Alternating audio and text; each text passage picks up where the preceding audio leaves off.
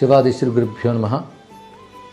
బెంగళూరు మహానగరంలో ప్రవచనాలు చెప్తూ 25 సంవత్సరాలు అయిన సందర్భంగా రజతోత్సవం అనే పేరుతో ఈసారి ప్రవచనాలని ఒక ఉత్సవ వైభవంతో చేయాలని అక్కడ నిర్వాహకులు సంకల్పించారు. ఇది కూడా ఋషిపీఠం సత్సంగం యొక్క ఆధ్వర్యంలో జరుగుతున్నది కనుక ఆ పతాక కింద జరుగుతున్న సందర్భంగా ఇది మరింత విశేషాన్ని సంతరించుకుంది. మొత్తం 9 రోజుల పాటు ఈ కార్యక్రమం జరగబోతున్నది.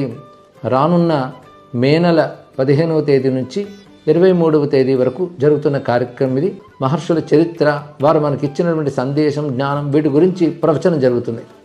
ఆ తర్వాత చివరి 2 రోజుల్లో శివపదం గానోత్సవం, ఒక విధంగా నాదవైభవం జరగబోతున్నది.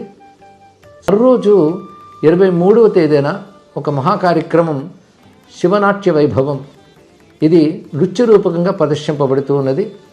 కనుక బెంగళూరు వాసులు, బెంగళూరుకు వచ్చి చూడాలనుకునే వారు ఈ ప్రవచన కార్యక్రమాలకి, ఈ నృత్య సంగీత కార్యక్రమాలకు కూడా హాజరై ఈ ఋషిపీఠం సత్సంగం నిర్వహిస్తున్నటువంటి రజతోత్సవ బెంగళూరు ప్రవచన మహావైభవాన్ని జయప్రదం చేయవలసిందిగా నిర్వాహకులు కోరుకుంటూ ఉన్నారు.